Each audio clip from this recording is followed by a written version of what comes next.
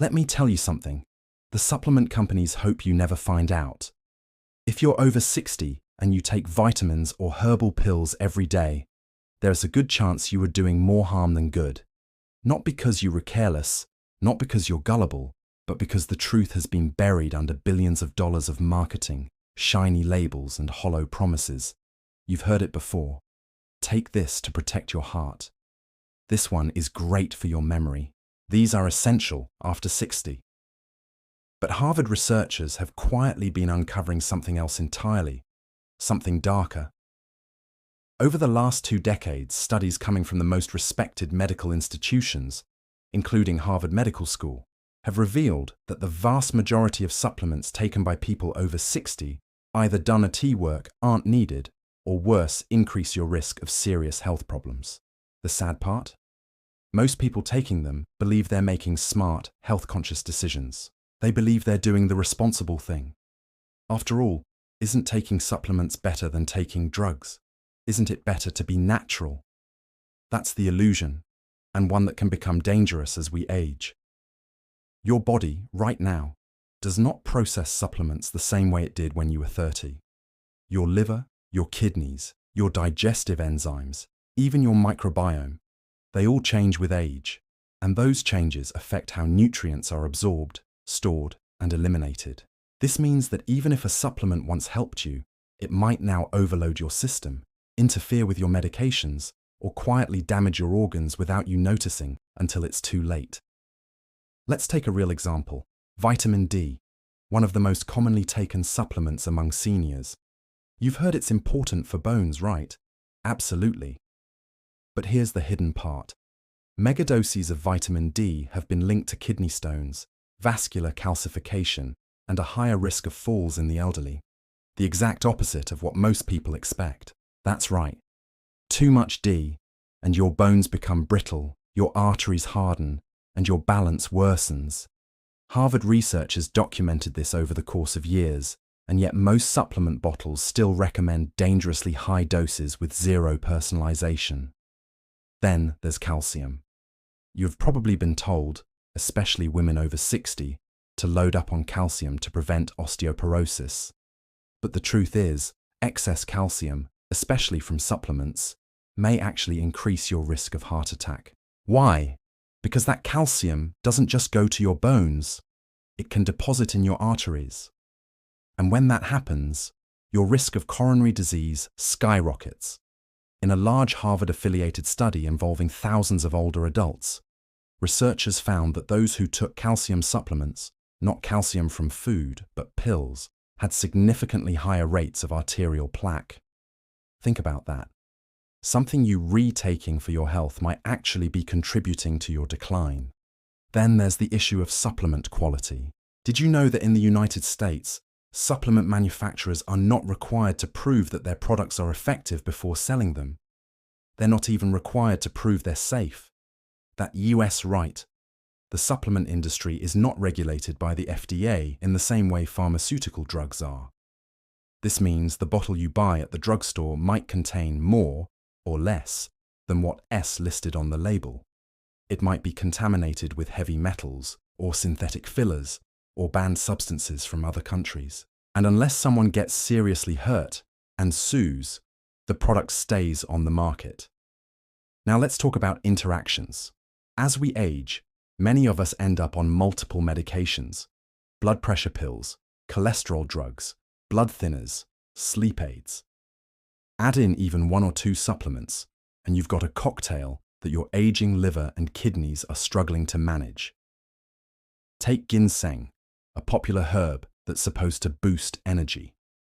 Combine that with blood pressure meds, and suddenly your heart rate might spike. Or worse, it might crash.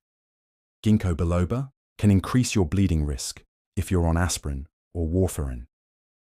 Even something as innocent sounding as St. John's wort, commonly used for mild depression, can interfere with dozens of medications, including those for heart disease, cancer, and even HIV. And the kicker? Most people don't tell their doctors they're taking these things. In fact, a Harvard survey found that over 60% of seniors taking supplements hadn't mentioned them to their primary care providers. Why? Because they don't think of them as medicine, but they are. They change your biochemistry. They have real effects and real consequences. There's another layer to this that no one talks about: psychological comfort. For many people over 60, taking supplements is a way of feeling in control. It's a daily ritual, a vote of confidence in one's own health journey. And I respect that. But the danger is when that confidence turns into complacency.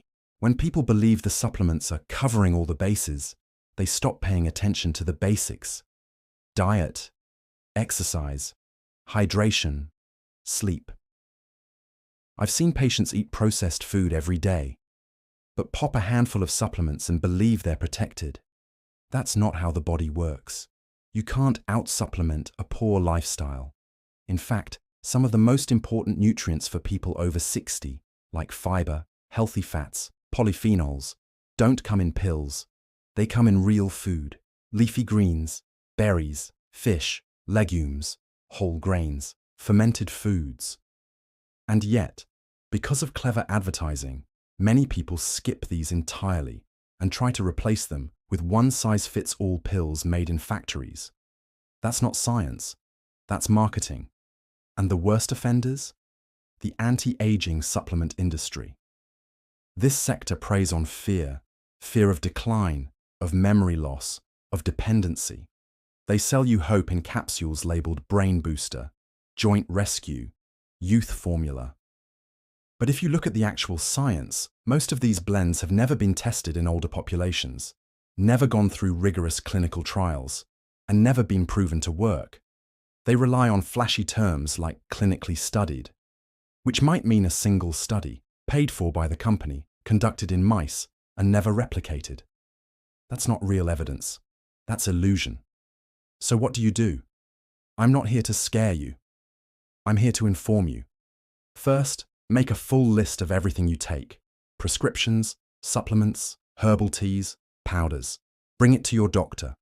Or better yet, bring it to a pharmacist trained in geriatric care. Second, question your habits. Are you taking that magnesium pill because a blood test showed you needed it? Or because someone on the internet said it helps with sleep?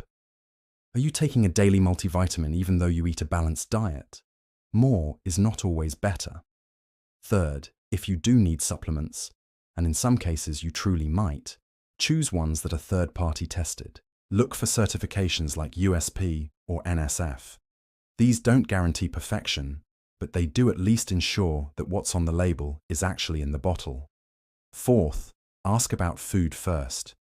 Can you get more omega-3s from wild salmon instead of fish oil? Can you get more vitamin K from leafy greens rather than pills?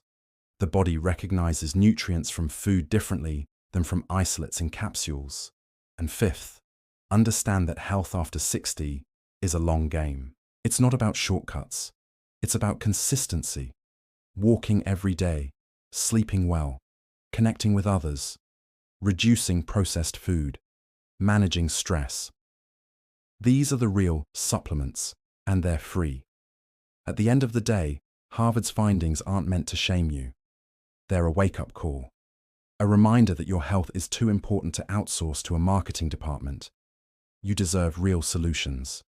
Evidence-based guidance.